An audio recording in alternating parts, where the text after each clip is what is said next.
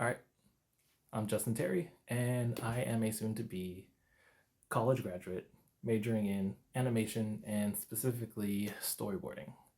And today I kind of wanted to talk about, I guess, my process when it comes to storyboarding.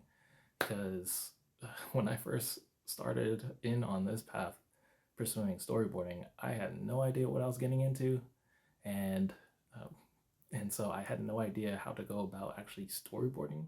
I guess the process that I've developed and picked up has become more refined, and I kind of wanted to share what mine is. So for me, storyboarding really starts even before you get a script in hand. Storyboarding starts when you're watching TV or films or animation, because as storyboard artists, we have to be masters at cinematic storytelling and visual storytelling. So to to that end, you as storyboard artists need to be constantly studying cinematography.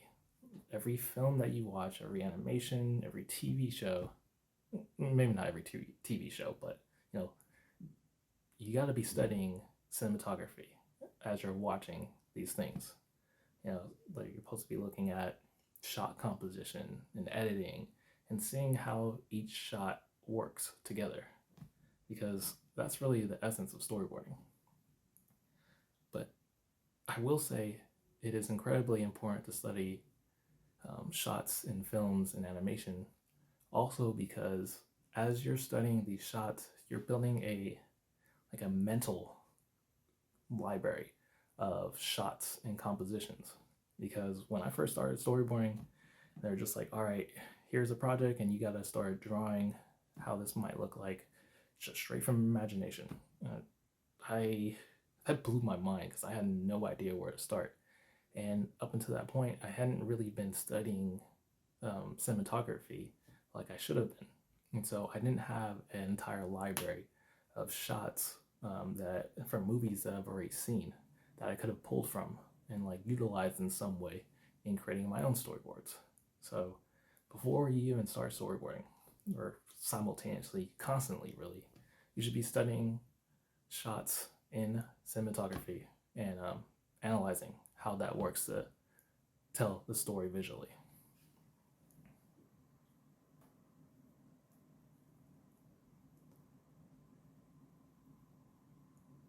Now, once you got all the studying out of the way, um, and you actually have a script in hand, a project to work on, something like that, um, when I go about reading a script, I'm always trying to understand I guess, the emotional impact of the scene, because sometimes when you're looking at a script, it can be kind of dry, just a bunch of blocks of text. But inside of those scripts, each scene has a specific purpose in the greater story. The characters are at a specific point in their lives, in their journey, and with that, there's a different emotional impact that is necessary for each scene. So, understanding the intent of the scene and what it's trying to convey and what kind of emotion it's trying to draw from its audience is incredibly important to understand before you even start drawing.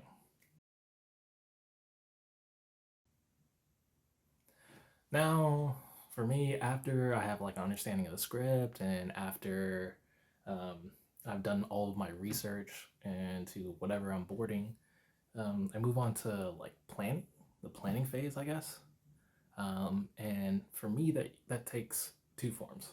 The first one is either just doing really loose, really quick rough boards, just hitting all the major beats and just seeing how it looks like after, like with all the shots and whatnot laid out.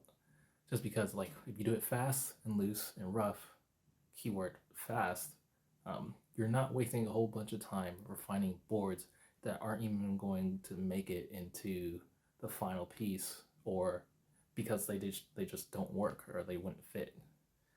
So that part, like the rough boards, the rough thumbnails, really serve as like a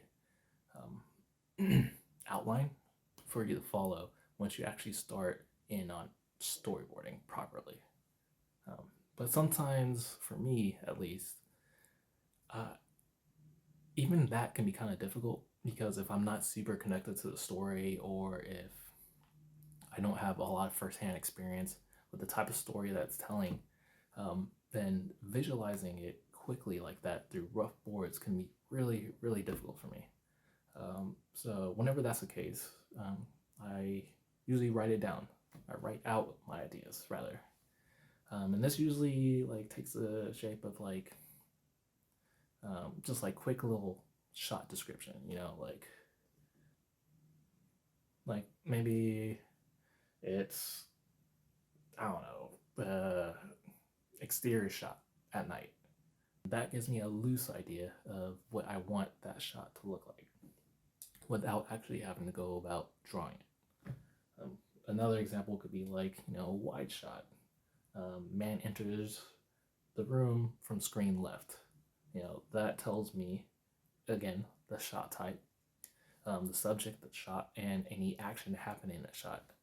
And I find that writing things out in this way really helps me have an understanding of what I want the shot to look like if I'm having a hard time visualizing it in my head or on paper by drawing.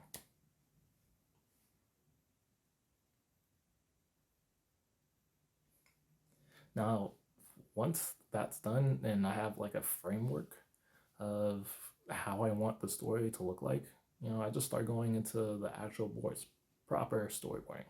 I guess the whole thing is proper storyboarding, but the final or the production boards or the boards that you'll be presenting, you know, and if you've done all your research and you got all your rough boards out, this is just drawing, and this is just you utilizing everything you've done to prepare.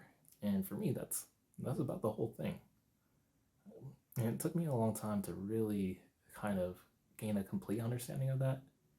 Uh, and because like for a while I was just kind of jumping around, doing things here, doing things there, and I found that since I didn't have a full understanding of a proper process, or like a step-by-step way of going about it, I felt like I lost a bunch of time. So hopefully, um, my process can help somebody gain a clear understanding and really speed up their storyboarding process, because I know it has definitely helped me tremendously.